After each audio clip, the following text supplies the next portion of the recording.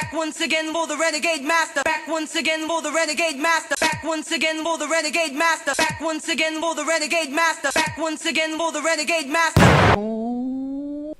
Hello my renegades and welcome back. And what are we getting into? We are getting into Married at First Sight Australia series 12. We are now on episode 4. It's going to be, we're going to be dealing with some of the aftermath with Lauren and Elliot, and we'll see how far that takes us, okay? We know another 2 couples are getting married in this episode as well. Anyway, before I get into this episode, my renegades, as I always ask, please hit that subscribe button. Please hit that notification button so we know I'm doing videos. Please comment, like, share and do the good things that you do, because I continue to be on the road to 1K. Right, let's get into this episode, and it goes straight to the aftermath with Lauren and Elliot. Because we know Elliot booked it, left Lauren on her own. I don't understand why they still kept Lauren there, so I'm kind of thinking there's going to be a point where Elliot comes back to this freaking show, and I don't know if they will let him back in. I hope to God that they won't, because he is a waste of space. That's all I'm going to say. But that's the only reason I can see why they're allowing Lauren to continue to stay in this process, because this man is going to make a fucking appearance like a great big bad smell at some point. So my thing is Lauren was always going to be on the back foot when it came to her age, when it came to Elliot, because there's nothing wrong with, as I don't want it to be seen that there's anything wrong with being 20 to 25, but the issue with me with Elliot is he's a walking red flag, because for him, I believe it's down to control and the moulding that he will try and do to that person, because he would have stayed and made it work, if he had a young person to ensure that she could then meet his high standards. The only reason why he threw Lauren over was because of her age. Elliot, to me, is not a safe space for women at all, in any way, shape or form. Lauren says that, she doesn't feel rejected by Elliot. She literally feels sorry for me. If that were me, I wouldn't even waste my energy in the feeling of feeling sorry for this guy. I wouldn't even waste my time staying on this show, to be honest with you, because once you've walked out on me once, we know where the stance is, we know where the land lies, and never the twain shall meet ever again. I would have gone. Seriously, I would have said, I'm gone, I'm out, I'm dipping. I don't care if he comes back or not, to be honest with you. So the other honeymooners, except for Tim and Katie, are getting on completely fully. You've got Afina and Adrian, and they are already physically fully into each other, but I'm saying something is going to come along to burst that bubble. And I always find when things get hot and heavy too quickly, that comes more the focus than anything else. And Afina needs to be having conversations with Adrian in regards to her child and his thoughts and feelings around that, and she ain't done that yet. So we go to Karina and Paul. They're going strong, nothing to write home about. There's been no physical intimacy between them yet, which is good, because they're getting to know each other first. Then we go to Katie and Tim. Situation is not good here at all. Let's just put it that way. Tim, as with Elliot, is not a nice person either, and I do wonder why he continued to stay, because I think Katie needs to go at the end of the day. I'm telling you, that spark is not going to liven up anytime soon at all for either of them, to be honest with you. So Katie then received the new information from Tim over dinner, which she is now struggling with. So Tim had informed Katie of what his preference was, which is petite, blonde, brunette, short girl. I'm telling you, as I've already said throughout these episodes, Tim's preferences do not prefer him, and that's why this dude was single as long as he was, and that's why he applied to this show at the end of the day. And she's then empathizing with Tim in terms of oh, poor guy, he ends up getting this monster curvy redhead, and I'm like, why is she putting herself down like that? I swear Tim is adding to this woman's distress, and the way that she puts herself down. He's acting exactly the way that Elliot has been acting. He didn't get what he wants, so it doesn't matter about anybody else's feelings but his own, and how he feels disappointed in the situation and the expert's pick, because he's not even trying to find out why they'd put him and Katie together. So the tension between Katie and Tim is really high, and it's all coming from Tim. Katie is trying to get to know this man, but it becomes very, very awkward because she's asking these questions of him when they went out for a walk, and she's taking photos of where they are, and this man ain't giving nothing back, to be honest with you. And Katie's trying and trying and trying to pull him out of himself, but he's not trying in the slightest. This is the proverbial last chance saloon for Katie, and it always has been for her at the end of the day. So I'm just saying that this situation, Katie's going to internalize all of these feelings, yeah. But Tim, in his ignorance and pathetic behaviour, doesn't realise how much he is hurting Katie, and he doesn't care, which makes it even worse. Like, seriously. So Katie's on the vein of thinking that the attraction is going to grow. I'm just like, it's not going to. So she's sitting having a conversation with Tim, and she's saying, if I'm starting at a solid 5, is that something that can grow? Tim says that's what I'm trying to work out. And I'm like, mate, it's either a yes or a no answer. You're either going to grow in that solid 5 that you've miraculously put Katie at, or it's a no. You're not going to be able to work from there, because I'm sorry, his behaviour is leaning towards it's not going to work for them at all. Tim has already written Katie off completely over her looks. He keeps on saying that it's not physical, but it is definitely physical. He has the audacity, if he did do it, to pit her at a 5, yeah. Oh, I just can't. Like, seriously, I just can't with this dude. Like, see, he makes me so... So man basically said, as he's talking to the producers, that Katie has not been judged physically.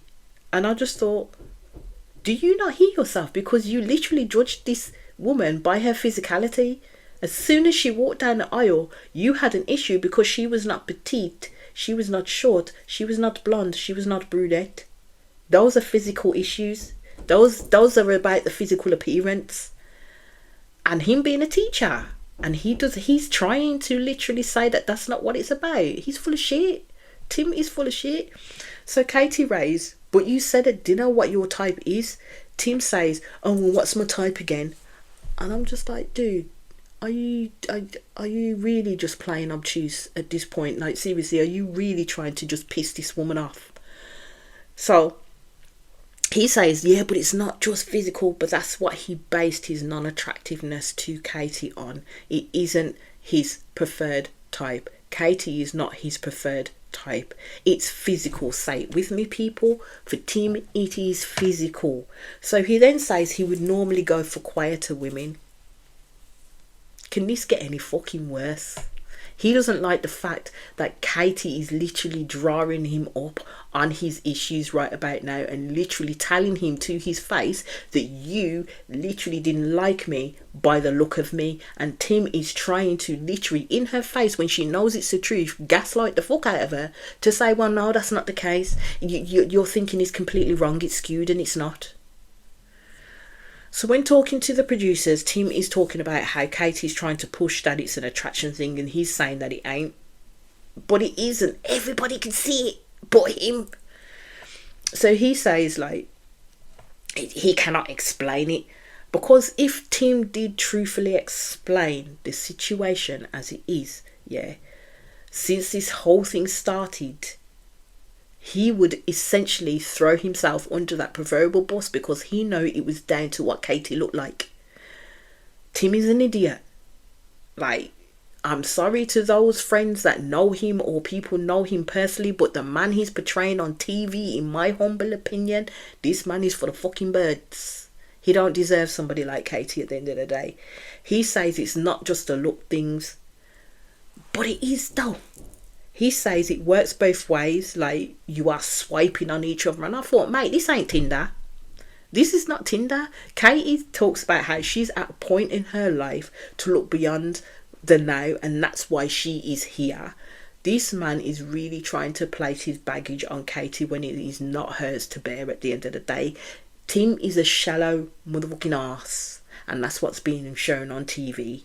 Tim is not trying to get there at all with Katie. Tim is not trying at all with Katie. Katie is telling this man, like, you know, she wished there could be hope, and for Tim to get to know her.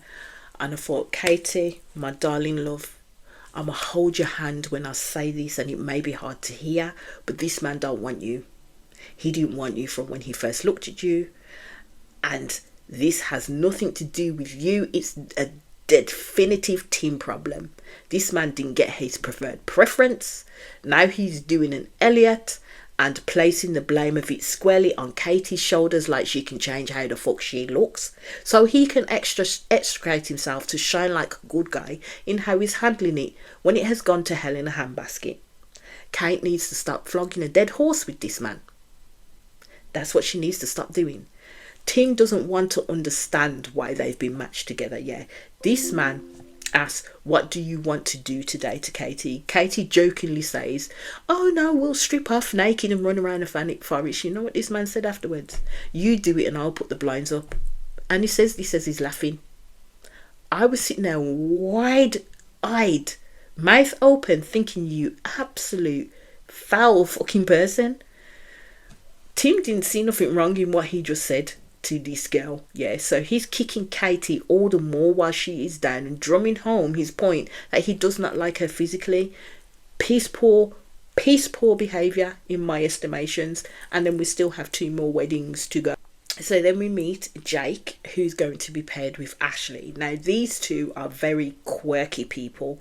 Yeah, he literally cherishes Peter Pan because he's literally not grown up at all, but he says that he's now getting to the 30 clock and he wants a wife, and that clock has started ticking for him. He's such an innocent person.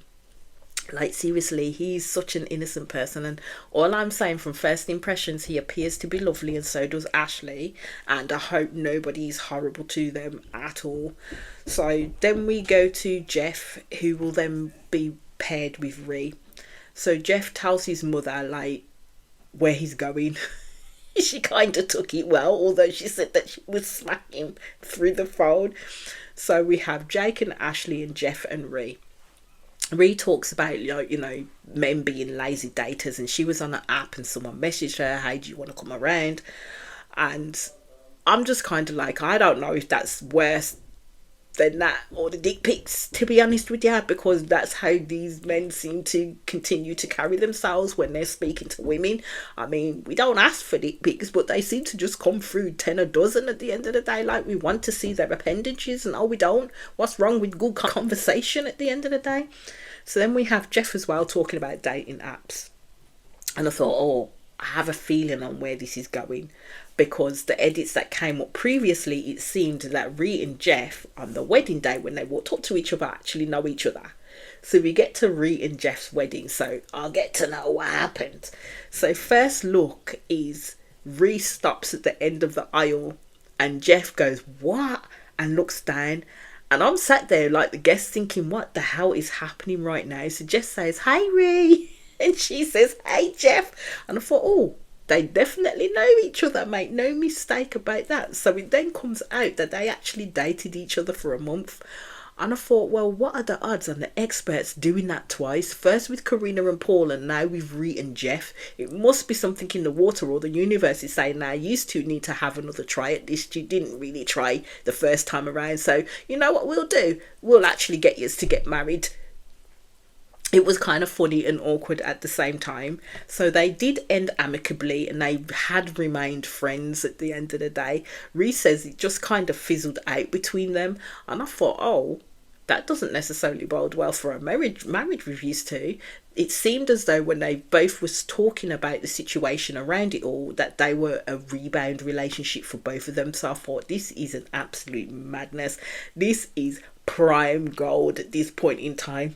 So the vows were good for both of them, and I always do say that starting off as friends is always a good thing. So we'll see how it goes for them too. So then we get to Ashley and Jake's wedding. These two very much fit. Let's just put it this way. Jake is fully bugging about his hair, and man is having a bad hair day. He won't stop messing with his hair while he's up there, and the more he messes with it, the more frizzed up it freaking looks, and it starts parting like the Red fucking Sea at the back, that the officiant has to tell him to fix his hair right at the back, and he's like, oh thanks dude. So you get to the first look, and one of the bridesmaids walks out, and Jake thought it was the bridesmaid, and he says out loud, oh she's stunning. Then the young woman goes and sits down next to her man, who puts his hand on her lap, and oh god, everything just went absolutely quiet, and Jake got even more awkward. I mean, at that point, the officiant could have said to him, yeah, face the front, and when your bride is coming, then I'll tell you to turn. I felt for it for Jake in that moment. He didn't know where to put himself after that. He turned around and was able to see Ashley come down the aisle, and he liked her fully. His smile was big and she liked him too. And they were literally so good together because they were quite dorky and quirky and geeky with each other. Her vows were good.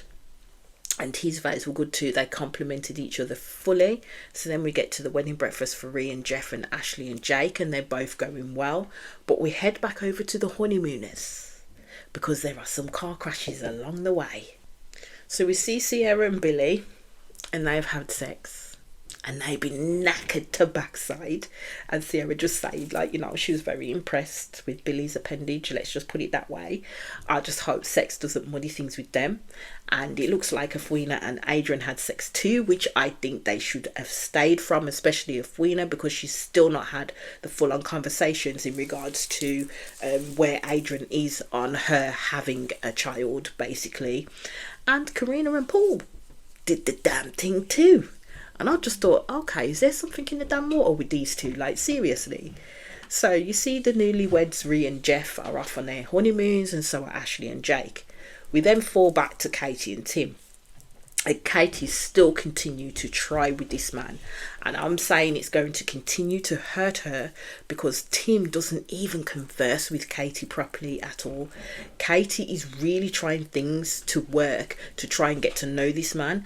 And it's the fundamental thing that is missing between them. And it's from Tim's side, not Katie's side at the end of the day. And this is a man who is showing that he is not willing to budge. And he's completely shutting down on Katie at the end of the day. And nothing's going to change his view of Katie of when he first saw her at all. Because, you know, she's not his preference. It's so horrible for Katie that this man won't even answer her questions properly. Everything is a rotted chore for him. He truly does not want to get to know Katie, and I'm just thinking, why is this man still here in this hemisphere and continuing to be allowed to damage Katie's self-esteem and confidence in the way that he's doing? Yeah, because it's literally hard work to get this man to talk. So Katie, I would say that this man is not processing anything. He has gone above and beyond to not get to know this girl, yeah. It's like trying to get blood out of a stone to get him to talk. This man says to the producers that he's trying, and I'm kind of like, trying where, Tim? Where is it easy trying? I would hate to see this man excel at something if this is what he's saying that he's trying at, because it's like pulling rotted teeth trying to get this man to talk in any essence. I don't believe Tim knows what he wants from Katie or believes the words that are coming out of his mouth, basically. He says there's an attraction, but only for the person that Katie is, not for what she looks like. I call bullshit over whatever the fuck it is that Tim is saying at the end of the day. He's not coming up smelling the roses. He really isn't. So we get to Jamie and Dave, and they're getting on well together. I can see them making a good go of it. We go back to Afwina and Adrian, and in comes the box. And it's the honeymoon box, which could derail their current bond. The honeymoon box, in my opinion, doesn't help the couples to get deeper any faster, as the experts say. I believe it causes bloody well mayhem in some couples, but there are times where I would say that the honeymoon box does work in regards to knowing exactly what the other is thinking on the topics that hit close home for them at the end of the day. So it comes out with a question like first impressions. So basically they said beautiful and perfect match is what Adrian says. Afwina was pissed that she felt Adrian was hot. Don't get me wrong, Adrian is a good looking man, but yeah, he's too put together for me. Like, something just seems kind of overtly plastic about him. But that's just my opinion, okay? Not everybody else's opinion.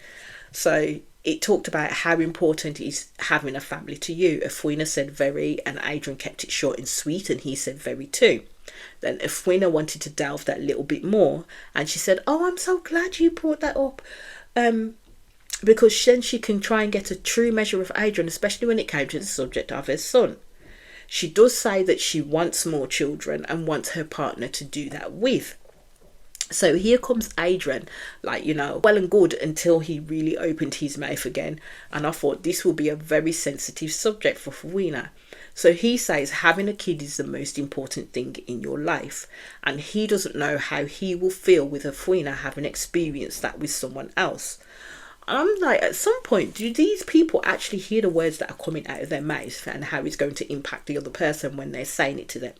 Because at the end of the day, what Adrian fails to understand is that Fawina was 15 years old when she had her child, like when she was in a relationship, and within that long-term relationship, which only ended when she was 30, her child was born out of that relationship. Adrian was nowhere involved or even a speck in Fawina's mindset at the end of the day. So instead of embracing that with Fawina, this man wants to bring his jealousy into it, that he wanted that first, in essence, in his words. He needs to be careful, is all I'm saying. He needs to be careful, because it could be seen as he is denying Fawina's son when Fawina's son is the most precious thing to her. So Adrian needs to be careful in what he says in regards to this family dynamic. So Adrian continues, he wanted to share that first with someone else. And if he's being 100% honest, if I know me is what he's saying, I don't think I can love your kid as much as I love my kid. And I thought, oh my ever loving God. Oh my ever loving God. This man had been just between this woman's legs. Yeah. And this is what he says in relation to her son. Her son. And this is where Fawina, as I said, should have tamped down on those physical aspects of their relationship, because they hadn't had the discussion around the aspects of her son and how that impacts their relationship. And she should have had that before she got into the physical world with this man. Like, seriously, I could not choose this man over my child. I really couldn't. Adrian lied then to her friend Lauren when he said that he would be open-minded, and that's what he's here there for, because he doesn't necessarily, he's not necessarily open-minded with it. This man, when Fawina did ask him, doesn't know. He hasn't had that experience. If he could love any children, they have equally to the one she already has. And I just thought, how do you not know that? Like, seriously, how do you not know that fundamental part of you? Because a child is a child. At the end of the day, they're innocent.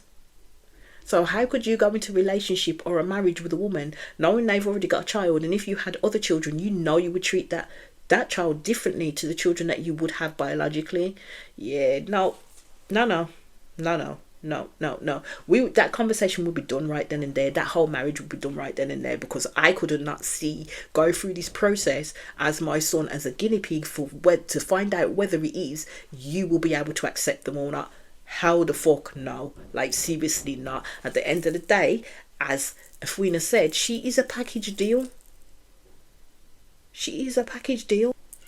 So they continue to have a conversation, and Fawina is getting really, really upset, which understandably why. So she tells him that her son is a huge part of her life and they're a package deal. But she says, if Adrian can't love my son as much as the other children that may come along, that would be a problem. And I'm just like, mate, it's a problem now, and a very big one at the end of the day. Fawina basically says to Adrian, I'm not caring for myself. I'm dating for my child as well, which is true. Adrian sits there smiling at her when she's speaking.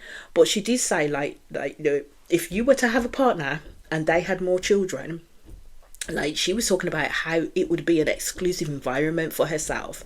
Adrian said that he loved that about Fawina, but he says he has never been in that situation. And I just thought, you don't have to be in that situation to know if you will love a child regardless of who had a hand in birthing them or not. You don't have to be in that physical situation. You could literally say, actually, this is the temperament of how I am. Because he did sit there and say, me being the person that I am, and this is him talking about himself, I don't know if I'll be able to love your child as much as I would love my own. That's what he said.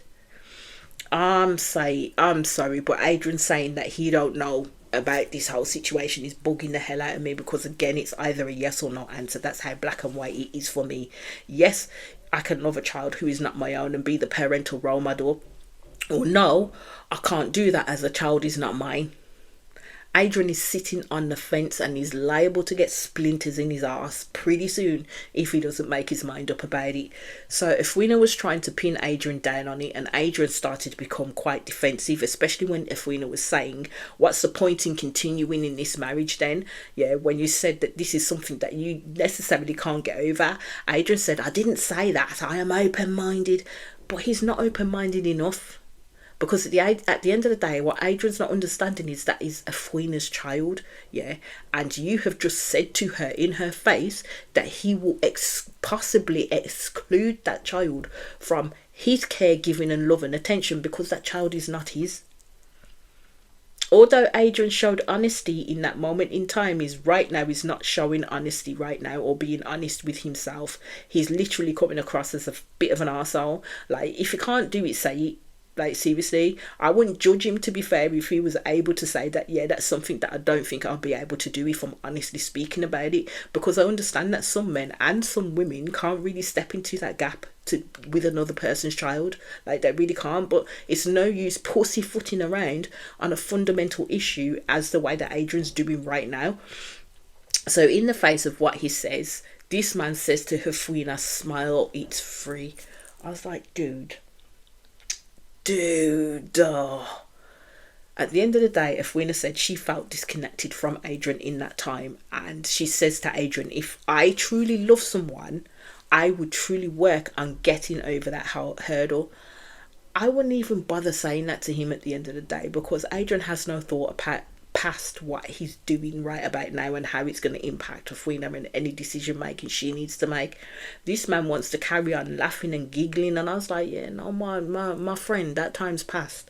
Like, seriously, that time's past. So Efwina does leave the table to try and take some time to herself. So then we go back to Katie and Tim, and Katie does pull him up on his lack of effort. She tells him she feels confused over everything. So Katie basically asked him, what is it that you're feeling? This man fixed his lips and said, I am definitely getting to enjoy getting to know you. And I was like, where has Tim done this? Someone please point me to the exact moment that this man has shown any type of enjoyment in Katie's presence. Like, seriously, because I don't see it at all. This man has been lack with no luster at all. At the end of the day, he's just been lacking everything. He says he's struggling, and he's not processing it how he would like to. And I was like, what does that mean? What does that mean? Katie asked him how he would like to progress it. He says he wants to be more affectionate, but something is holding him back. I'm like, Tim, come on, man. Seriously, say it with your chest. Stand on business and say it with your chest what you mean. Yeah, Katie is not doing it for you because of how she looks. Just stand on that ceremony, get on that hill and die on that sword. Why don't ya? For fuck's sake. So he says he doesn't know what to do to change that. How about you start with trying? Like, really well and truly trying, not the lackluster shit that he's been getting under right about now. So Katie wanted to understand the context that he was talking about. So Tim begins to play wordplay with Katie and saying, not understanding what is being asked of him. She says, what is it you need to put on the table that is holding you back? His reply, oh, I just don't have that feeling. Katie says, so you require a spark, but you don't know what a spark means. So Katie is calling Tim on his bullshit, yeah? And Katie basically says that you talking about this spark is just a cop-out to say that you don't want to hurt the person by actually saying you don't find that person physically attractive. Tim looks off and starts and I just thought, it's no use doing that, Tim, because you may as well answer the truth of it at the end of the day, because Katie hit the nail on the head with that one. Tim is just not being truthful to himself or to Katie in that moment in time, because he's trying to save face, because this man knows that whatever he says is going to be played on a TV screen for the masses to see and hear. But he doesn't seem to realise that he actually looks like a giant prick anyway, to be fair. So man says, he and Katie will agree to disagree. Tim got defensive and said, I haven't said it was just a physical thing.